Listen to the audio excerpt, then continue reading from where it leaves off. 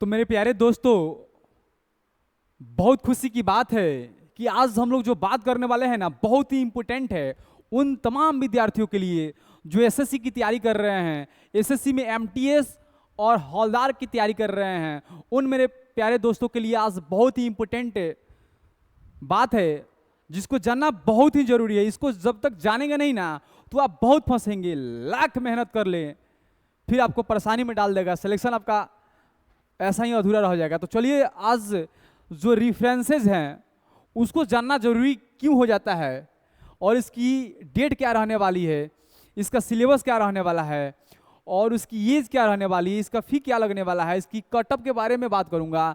और इसकी सबसे इंपॉर्टेंट मुद्दा, मेरे आने का मेन मतलब है कि इसका रेफरेंसेस जो है ना उसको बताना बहुत जरूरी है। जब तक हम रेफरेंसेस को नहीं समझेंगे ना, क्या रेफरेंस रहने वाला है। मानते हैं कि आपका 57 नंबर आया और चेन्नई, मानते हैं कि चेन्नई से ले ले हम, या मुंबई ले ले या दिल्ली ले ले, और वहाँ का रेफरेंस उठा लिया किसी का 70 पर, किसी का 65 पर, दिल्ली उठा लिया 70 पर, चेन्नई 65 पर उठा लिया, कोनो 60 पर उठा लिया, और आपका रेफरेंस नहीं डाले होंगे तब तो फंस जाइएगा, नहीं आएगा उसके बीच में तो आपका सिलेक्शन नहीं होगा।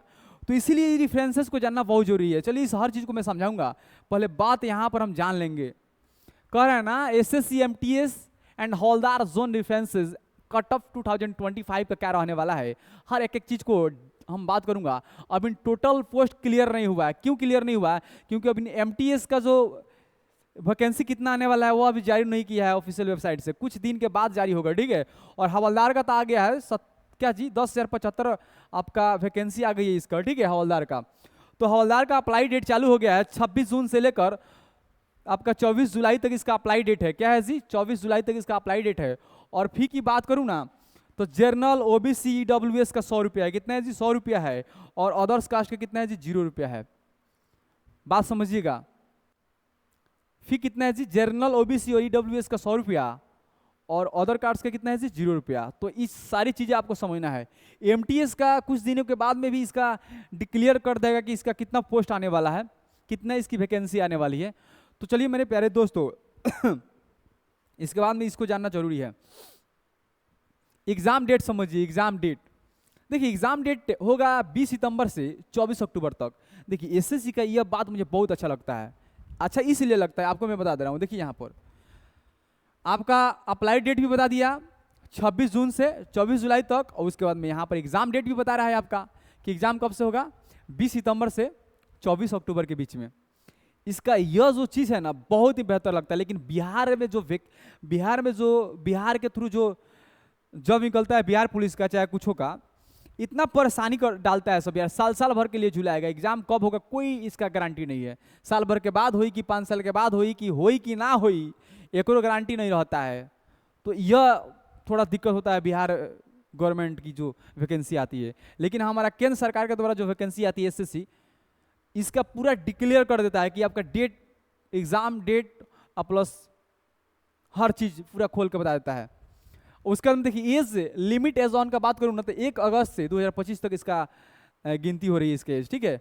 और एज 18 से 25 चाहिए और 27, 18 से 25 या 27 पोस्ट वाइज आपका एज काउंट होगी, ठीक है। वैसे विद्यार्थी जो 18 से 27 के बीच में होंगे वो फॉर्म अप्लाई कर लेंगे, ठीक है। और रिलैक्सेशन की बात करूं, छूट की बात करूं, तो ओबीसी का 3 साल का छूट मिलेगा और एससी एसटी का 5 साल का। ओबीसी का 3 साल का छूट मिलेगा और एससी एसटी का कितना साल का? 5 साल का, ठीक है। चलिए यहाँ तक पहुंचिए, बढ़िया से पहुंचिए यहाँ तक। और क्वालिफिकेशन क्या चाहिए मेरे प्यारे विद्यार्थियों? 10th पास। क्या चाहिए जी? 10th पास। वैसे विद्यार्थी जो 10th पास कर चुके हैं और सोच रहे हैं कि भाई हमारी नौकरी लगी कि ना लगी, ए बाबू जगो ना रे लड़का, जग जाओ। क्योंकि बात अब सपना साकार करने की आ गई है, अपने माता पिता के एक बेहतर पोजीशन पर खड़ा करने की आ गई है। तुम्हारा जिंदगी यदि बचपन तुम्हारा गरीबी में बीतता है ना, इससे कोई मतलब नहीं है। यदि तुम्हारे माता पिता का बुढ़ापा अगर गरीबी में बीत गया ना, इसका मतलब लानत है तुम्हारी जवानी पर। बर्बाद कर दिया अपने जवानी को सही यूटिलाइज नहीं किया है यार तुमने। चलो यहाँ देखो, कहता है फिजिकल की बात करो ना तो सबसे इंपॉर्टेंट बात है, देखिए फिजिकल की बात समझिए। मेल और फीमेल के यहाँ पर देखिए, हाइट की बात करो ना, हाइट तो हाइट 157 रहेगा मेल का, 152 रहेगा सेंटीमीटर स्क्वायर रहेगा आपका फीमेल का। और चेस्ट की बात करूँ तो 76 + 5 और आपका फीमेल का चेस्ट की बात नहीं की जाती है। और हाइट देखिए, हाइट मेल 0, मेल की हाइट नहीं नापी जाएगी, ठीक है, सॉरी वेट,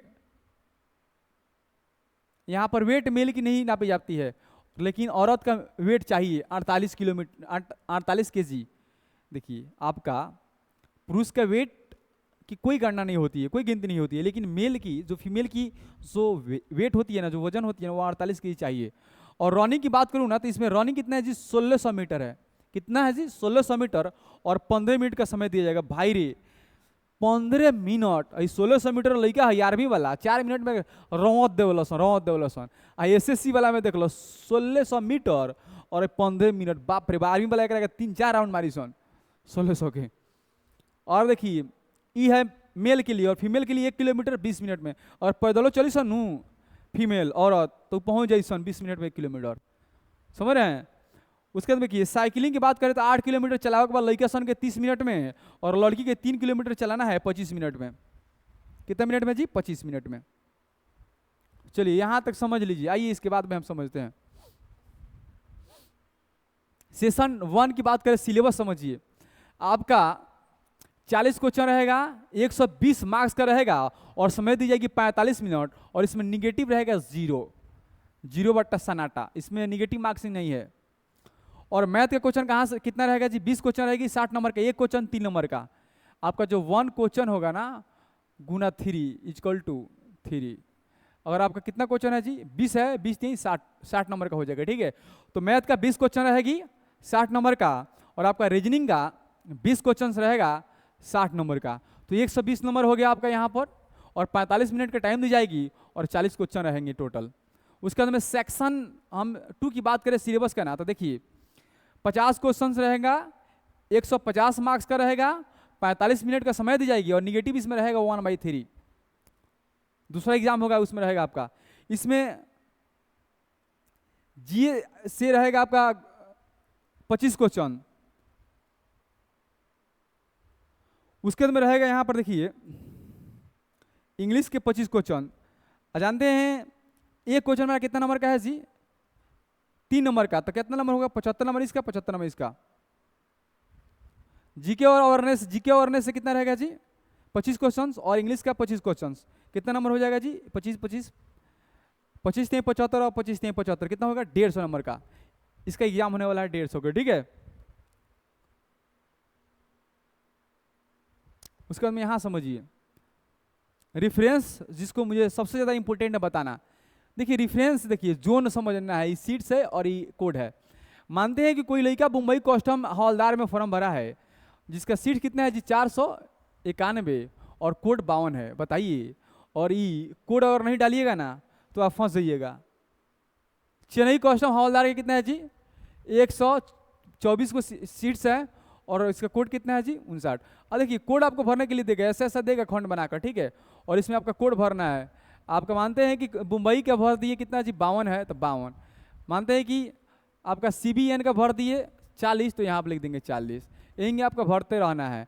पुणे का लिख दिए यहाँ पर 63, ऐसे भरना है, वहाँ पर दिया होगा, ठीक है। तो ये आपका हो गया चेन्नई कस्टम हवलदार का कितना है जी 124, कोड इसका है 59। CBN हवलदार का है आपका 40, कोड कितना है जी 70। पुणे हवलदार का है 63, कोड कितना है जी 49। उसके बाद में देखिए भदोदरा का हवलदार का है आपका 46, 50 इसका कोड है। चंडीगढ़ हवलदार का है आपका 34, 11 इसका कोड है। और उसके बाद में चेन्नई कास्ट हवलदार का है आपका 32, कोड इसका 57 है। आइए कुछ और कोड देख लेते हैं। दिल्ली हवलदार का है आपका सीट्स 25 को है, कोड इसका 18 है। मुंबई CGST हवलदार का है 31 सीट्स, और आपका कोड कितना है जी 47। तो देखिए मानते हैं कि देखिए इसको समझा दे रहे हैं, इसको समझ लीजिए। मानते हैं चेन्नई हो गया, मुंबई हो गया, और दिल्ली हो गया, और मानते हैं कि आपका नंबर आया है, चेन्नई का आपका कटअप उठाया है 75 से, आपका मुंबई का उठाया 70 से, दिल्ली का उठाया 65 से, बात समझिए। और आपका और आपका नंबर आया है 65 या 70 आया, 65 आया, तो बताइए यदि आप दिल्ली के कोड नहीं डाले रहेंगे, दिल्ली का कोड आप नहीं डालिएगा, 18 नहीं डाले रहिएगा रेफरेंस में, तो आपका नौकरिया थोड़े होगा। अरे लड़का 65 है तो चेन्नई ना मुंबई में होगा, अगर दिल्ली के कोड डाले होगे तभी आपका दिल्ली में होगा, ठीक है। रेफरेंस कोड डालिएगा तभी आपका सिलेक्शन होगा, न तो ऐसे ही सब मेहनत पानी में चली जाएगी। तो इसलिए रेफरेंस कोड डालना बहुत जरूरी है। आप रेफरेंस कोड छोड़ेंगे नहीं मेरे प्यारे विद्यार्थियों। तो इस सारी चीज़ें हमारी डिस्कस आज हम लोग कर लिए हैं। तो मेरे प्यारे विद्यार्थियों, उन तमाम विद्यार्थियों को मेरे तरफ से बेस्ट ऑफ लक। आप अपने मंजिल तक पहुंचिए और अपने माता पिता के सपनों को साकार कीजिए। जय हिंद, जय भारत।